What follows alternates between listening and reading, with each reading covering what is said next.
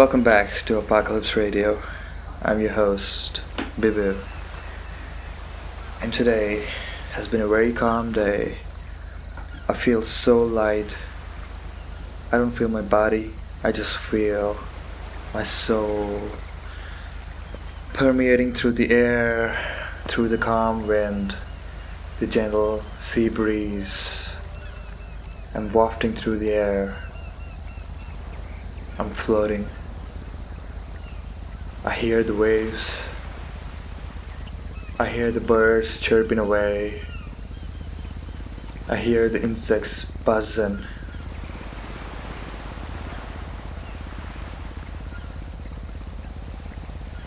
I'm weightless.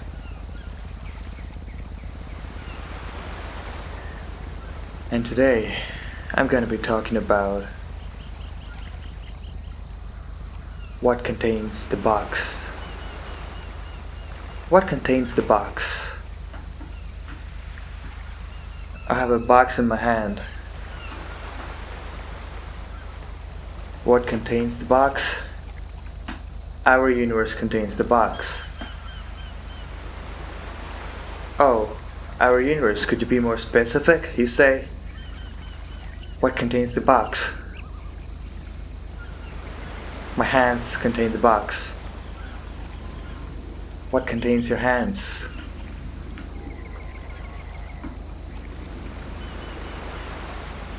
The space contains my hands. What contains this space? The earth contains the space.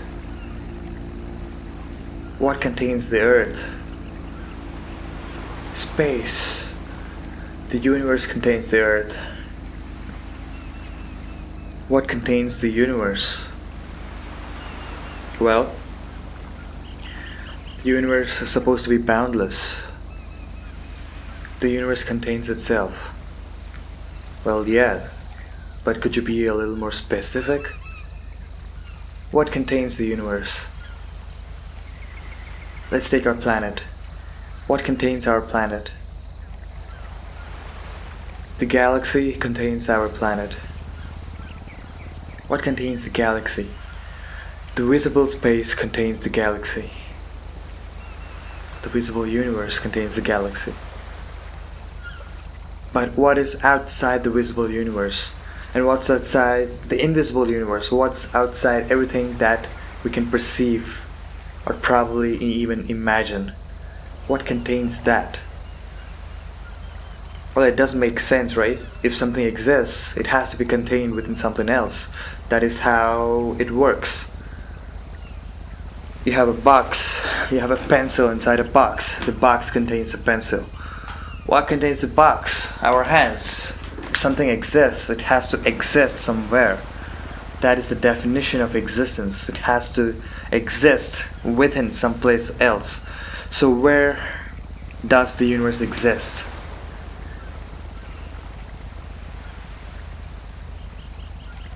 One theory we could come up with is that the universe...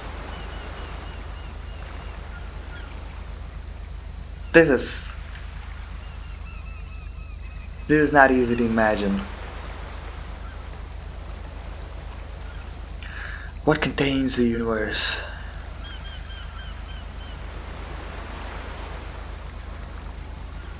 Doesn't God contain the universe? Oh yeah, God contains the universe. He watches the universe all the time. He's omniscient, He's omnipresent, and He's omnipotent. He controls everything. He sees everything. He knows everything. But where does God exist? Where does God exist? Doesn't God have to be contained within His own universe, right? Well, yeah, if He does exist and He circumscribes the universe, He has to be circumscribed by something else. Let's say God exists in His own universe. Where does that universe exist? What contains that universe, the God's universe? Is it just infinite, just universe within universe within universe. I mean, it does make sense. But let's take God out of the equation for a second. We believe we're special. We believe humans are special. We believe God is watching over us, and God is the one who teaches virtue to us, virtue to the mankind, right? All religious verses, they come up with a God figure who watches over us and makes sure everything is alright. But let's take that God out of the equation. Let's say our universe. Okay, let's take this point. We humans are conscious beings, right? And consciousness increases. Okay, consciousness is an evolutionary outcome. Let's take the early conscious beings, or the early living beings of the universe, of the earth. Phytoplanktons, do they have consciousness? Probably not. But they are coded to do something and reproduce. That is the basic level of consciousness. They know how to reproduce. From that, we've evolved to bacteria, to algae, to virus, to plants, to animals, within animals, varying levels of intelligence and consciousness, all the way humans at the top. But how did this all start, right?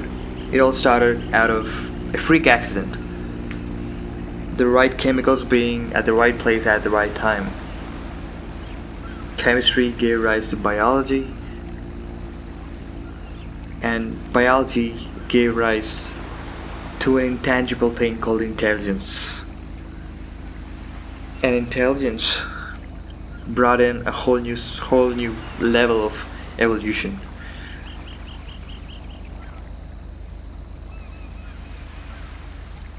So it's a freak accident. So how is it not possible that the smallest grain of sand, an atom, contains within itself even smaller particles? We already know that. So let's say we say there's a grain of sand. That's like the smallest thing you can see. The grain of sand is made up of elements. The elements, let's say silica. Silica is made up of molecules. Molecules are made up of atoms. We know atoms are made up of neutrons, protons, and electrons, right? But we do know that they are, or they have to be made up of even more basic particles. It's not if we'll never get to the truth of the ultimate. We'll never get to the ultimate truth, the ultimate smallest thing that constitutes everything that everything is made up of. We'll never get to the absolute truth. It's foolishness to believe that we will ever find out the absolute smallest particle that there is to exist. It is simply not possible. They thought atoms were the smallest thing. Boom. We know that atom, even though it is the smallest thing, it is the smallest thing that we could observe at that time.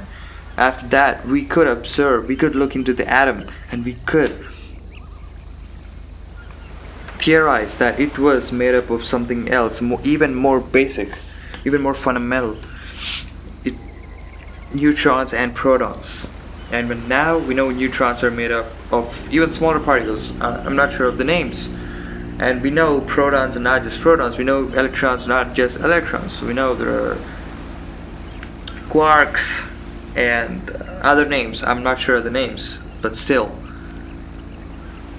Now we think that is the basic, fundamental particle that constitutes everything else. And now we're coming up with theories of how that's made. We're coming up with string theory. We're coming up with quantum theory. We're coming up with more theories that explain the truth at an even more fundamental level. But what I'm saying is that is never going to be the fundamental truth. There is always going to be a step deeper. But the question is, and here's the theory, at some point, some of it has to contain another universe. It might not be made up of, it might not be similar universe to ours. It might not have the same materials, and it might not need the same materials to form, for another freak accident to occur and for another life form to take shape again within itself. I'm talking about lengths that are not even perceivable by us. It's entirely possible, and it is the only way it's possible, because there can never be the fundamental smallest particle. There can never be a fundamental largest particle. So the same theory applies to the largest particle as well. There can never be one universe that contains everything that exists. That can simply never be the case. We'll look at it from a historical perspective as well. The early people thought, the early animals, they still do think, the wild animals do think that their land is the only land. They do not know of anything else that exists outside of their reach unless they migrate, and then even then it's restricted to that new land. And then we humans, we got more adventurous, right? Or we the sapien family, we got more adventurous. We crossed seas. We knew that we discovered other lands. We knew that life wasn't limited, or rather existence wasn't limited to a single piece of land. We traveled across seas. That's how we got to new lands. And then we thought, once we covered the entire earth, we thought the earth is the ultimate existence container, right? But then after we gained some form of consciousness, some form of intelligence, not necessarily consciousness, intelligence, we knew there were other things in the sky. So we saw the sun, we saw the stars. We knew that they were a part of existence as well. And then we knew there was something outside of the earth. But we still believed that the earth was the center of the universe. Or that's what we called the universe back then. We thought the earth was the center of everything because we existed in it, so it has to be the center, right? That was logic. And then amazing intellectuals, scientists, they started observing things. They started theorizing. They started inferring stuff. And then we knew that we were part of a solar system. We knew there were other planets. We knew we all surrounded one single object, the sun. We came to know that planets circle the star, the center of that galaxy. But then, even more advancements were made. We thought that was the absolute truth. We thought, oh, the sun is the center of the universe, and all planets, all other existing materials surround the sun. That is the ultimate truth. That is what we thought. And what happened after that? Oh yeah, we discovered that there could be other galaxies just like our galaxy. So now we think, oh, there are multiple galaxies, and all galaxies have stars and have planets that revolve around the stars. Weird. So that must be the ultimate truth, right? But no, not really. And then we figured out all the galaxies together make clusters, or whatever it's called. Clusters, I think. And there are many clusters. There are countless number of clusters within what we currently call the universe. But then, oh wait, there's a lot of unexplained phenomena within the universe. There are black holes. There could be wormholes. There's dark matter. There's dark energy. There's all kinds of stuff we cannot explain. And we will one day find out what it all means. We will break it down, just like we broke down the Earth, the galaxy, and the clusters, and the observable universe. We will break everything down. And then we're gonna think that is the fundamental truth. on which everything operates. We believe that there are multiple universes, right? But the question still persists. What contains that? There will never be an absolute answer to what contains everything. There will never be. And then there's also the question of time, right? Time is one directional for us. But I'd rather leave time out for a different day. It's getting to nighttime. Apparently, we've been stuck in this time for a lot of time, and the sun hasn't set yet. We're probably living in a simulation. That's probably it. But hey, yeah, speaking about time, I just wanna wrap it up very quickly and not take up the entire subject for that.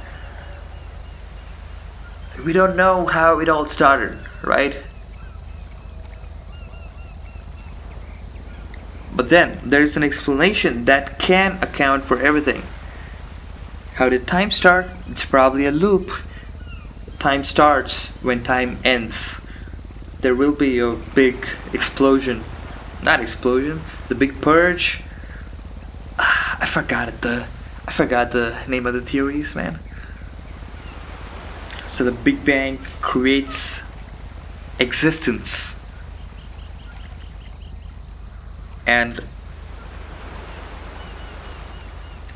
existence ends in a similar way, and it creates another Big Bang that creates existence. Same thing could be applied for universe, right? The larger it becomes, the smaller it becomes. It does not make sense, it does not.